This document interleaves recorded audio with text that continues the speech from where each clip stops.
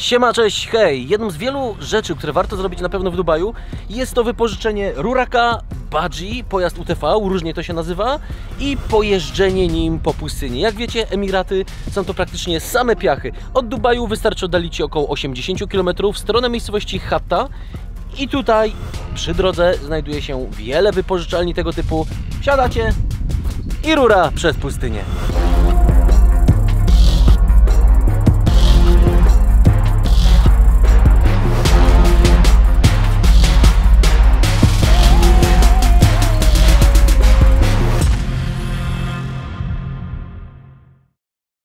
Największa piaszczysta pustynia świata od wieków intrygowała, ale również ciekawiła wszystkich mieszkańców Półwyspu Arabskiego. Dopiero w latach 40. nielicznym podróżnikom udało się zapuścić w jej głąb.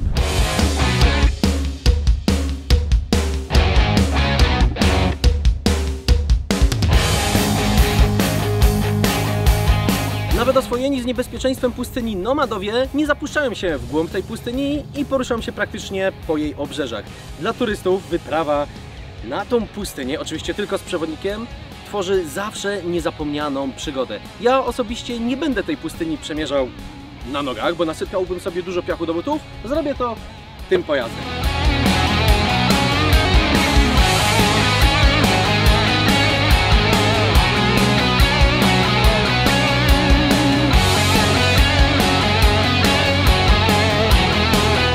Polaris RZR 800.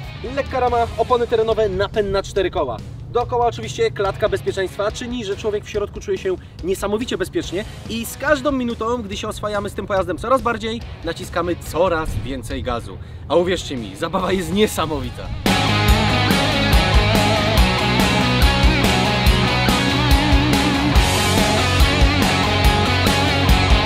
Koszt wynajmu takiego pojazdu na kilka godzin jest to około 1000 dirhamów, czyli jakieś 1000 zł. Oczywiście cała ta frajda jest warta tej ceny. No bo jeżeli pojeździć pojazdem na pustyni, to gdzie indziej jak nie tu.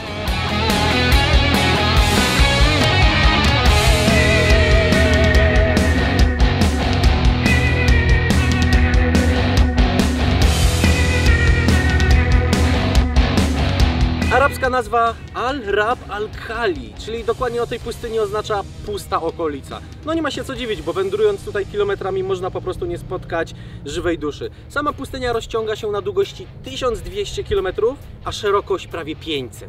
Na zachodzie pustyni znajdują się tam wzniesienia sięgające nawet 600 metrów ponad poziom morza, a wydmy i piach są tam bardzo miałkie.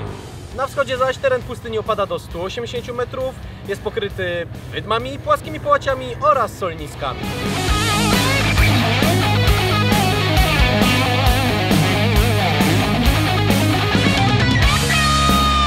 Pustynia Al-Rab Al-Khali jest jednym z najsuchszych regionów na świecie, praktycznie niezamieszkałym. Suma rocznych opadów wynosi poniżej 100 mm.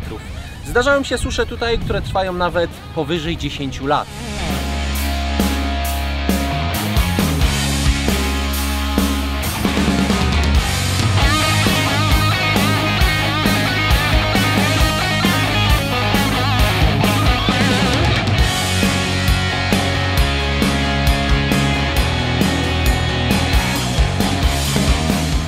Bardzo z rzadka porastają trawy oraz krzewy. I uwierzcie mi, jest tego naprawdę strasznie mało, bo na całej pustyni zidentyfikowano zaledwie 37 gatunków.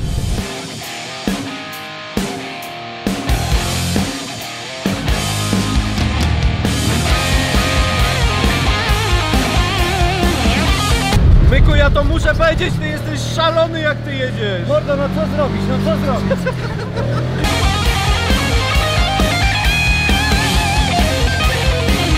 Powiem szczerze, że to jest chyba jedna z rzeczy typu must have, totalnie obowiązkowa do zrobienia, jeżeli jesteście w Emiratach, wypożyczenie quada albo budgie i pojeżdżenie na tej przepięknej, piaszczystej pustyni. Największa piaszczysta pustynia świata. Sami zobaczcie, co to oferuje. A wiecie, jakie są jeszcze plusy? Nikt tu nie sprawdza prawa jazdy!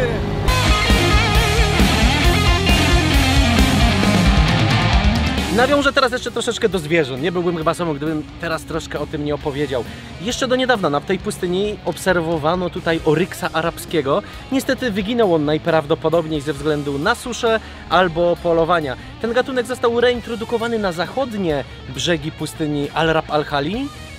No i są szanse, że tam zostanie przywrócony do życia.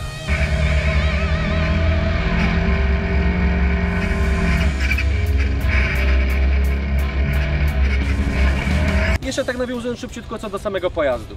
Taki pojazd to jest koszt nowy oczywiście około 80 000 złotych. Emiratczycy mają budżety, paliwo tutaj jest może nie bajecznie tanie, bo jeszcze 2014 rok było to około 1 dirhama, teraz jest prawie 2,5 dirhama, więc w ciągu kilku lat ceny paliw skoczyły tutaj dość mocno. Turystyka jest najbardziej rozwijalnym sektorem w Emiratach, właśnie nie paliwo, no i stawiają oni mocno na rozwój turystyczny. Gdzie jeździć jak nie tutaj?